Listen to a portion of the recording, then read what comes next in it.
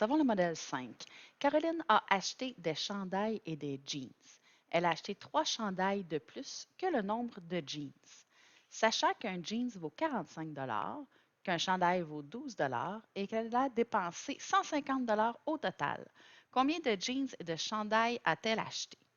Dans le modèle 5, ce qu'on observe, c'est qu'on a le de plus, de moins, fois plus, fois moins. Le de plus que, c'est le nombre de chandails et le nombre de jeans, alors que le total est en dollars. Donc, j'ai comme deux quantités différentes, deux sortes de quantités. J'ai des nombres de vêtements, puis j'ai de l'argent. Donc, il va falloir que je transforme ça. Donc, la première chose à faire, c'est toujours de faire le diagramme en bulles. Mais pour savoir c'est quoi, bien, c'est le de plus, de moins qui nous dit c'est quoi qui va dans nos bulles, puisque c'est le de plus que qu'on doit mettre entre les bulles. Alors, elle a acheté 3 chandails de plus que le nombre de jeans. Alors, mes bulles, c'est nombre de chandails et nombre de jeans. Et je dois faire une flèche entre les deux, donc je vais pointer vers ce que le plus, donc, bien, qui est-ce qui? Donc, elle a acheté 3 chandails de plus que de jeans. Donc, qui a 3 de plus que le nombre de jeans? Bien, c'est le nombre de chandails qui est 3 de plus. Donc, je vais pointer vers le nombre de chandails et je vais mettre ma variable à l'endroit de mon choix. Donc, placer la variable. Ma question, c'est combien de jeans et de chandails, donc peu importe où je le mets. Donc, de façon paresseuse, je vais mettre ma variable à jeans pour ne pas avoir à faire de lien inverse. Et si j'ai X jeans, je vais avoir acheté X plus 3 chandails. Donc, bien important d'identifier pas juste chandail puis jeans, parce que ce n'est pas le prix, mes bulles, c'est bien le nombre de chandails et le nombre de jeans achetés.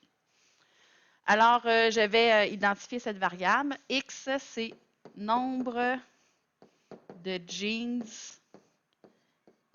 achetés. Je vais maintenant me représenter l'équation. Le modèle 5, donc on dit le total donné n'est pas du même type que les deux quantités inconnues.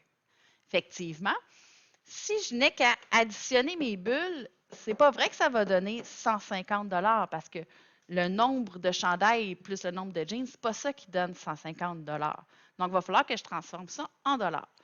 Hein. Si je savais le nombre de jeans qu'elle a acheté et je sais que chaque jeans vaut 45 mais elle en a acheté X. Donc, si elle en avait acheté 2, j'aurais fait 2 fois 45. Si elle en avait acheté 3 jeans, j'aurais fait 3 fois 45. Si elle en avait acheté 4, j'aurais fait 4 fois 45. Mais là, elle en a acheté X. Donc, je vais faire X fois 45. C'est 45 fois le nombre de jeans. Ici, c'est X. Donc, c'est 45 piastres chaque. Donc, nombre de jeans fois 45. Et même chose pour les chandails. On me dit qu'elle a acheté X plus 3 chandails et chaque chandail vaut 12 Donc, si elle avait acheté un chandail, j'aurais fait 12 fois 1, 2 chandails, 12 fois 2, 3 chandails, 12 fois 3, mais X plus 3 chandails, donc je vais multiplier par 12 le nombre de chandails qu'elle a acheté. Donc, ici, ma bulle me sert de parenthèse, hein, parce que c'est 12 fois le nombre de chandails qui est dedans. Donc, en mathématiques, on fait ça avec des parenthèses. Là, je vais venir effacer ici. Donc, c'est comme si je le mettais entre parenthèses. Donc, mon équation, c'est 12 fois le nombre de chandails plus 45 fois le nombre de jeans. Est-ce que j'ai besoin de mettre une parenthèse pour juste X? Non, fait que je vais le laisser comme ça. Est égal à un total de 150 Alors, le modèle 5, c'est bien, dans le fond, quelque chose qui se retrouve en avant pour multiplier ma bulle, donc pour transformer le nombre de chandails en dollars. Donc, c'est la quantité fois le prix de chacun. Je vais juste effacer ça. Alors, maintenant, ben, il me reste à résoudre. Alors, je viens résoudre l'équation. Fait que je commence par réduire. Je peux distribuer mon fois 12 à chacun. Donc, 12 fois x, 12x. 12 fois 3, ça me donne 36, plus 45x égale 150. Je peux encore réduire. Je peux mettre mes termes en x ensemble. Alors, 12x plus 45x me fait 57x plus 36 est égal à 150. Je ne peux plus réduire, donc je vais éliminer le terme constant. Oups. Moins 36. Moins 36. 57x égale, je commence à manquer de place. Donc, 150 moins 36 me donne 114. Et pour éliminer le 57, ben, je vais faire diviser par 57 de chaque côté. Et x, ben, je vais le tenir d'écrire ici, x va être égal, ben, 114 divisé par 57 me donne 2. X me donne 2. X, c'est le nombre de jeans achetés. Donc, elle a acheté 2 paires de jeans.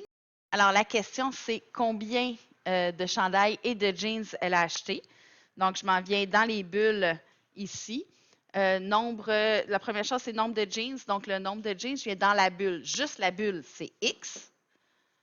Et nombre de chandails, je prends juste la bulle, X plus 3. Parce que le nombre de chandails, c'est ce qu'il y a dans la bulle. Le x12, c'était pour le transformer en argent. Et le X vaut 2. Donc, ici, je me retrouve avec juste 2 paires de jeans. Ici, X vaut 2, je remplace X par 2, plus 3, 5. Alors, Caroline a acheté 2 jeans et 5 chandails pour un total de 150 $. Et vous pouvez le vérifier, là, si vous faites 2 fois 45 $ plus 5 fois 12 $, on va arriver à 150 $. Donc, pour transformer modèle 5, quand j'ai deux types de quantités différentes, bien, c'est toujours aller multiplier.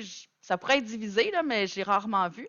Donc, il faut faire bien attention. Ici, c'était les prix, donc x 12, mais ça pourrait être le périmètre. Quand on me donne le total de périmètre, bien, attention, la multiplication, bien, ça va dépendre du nombre de côtés, etc. Donc, il faut vraiment vérifier selon notre problème pour transformer chaque chose.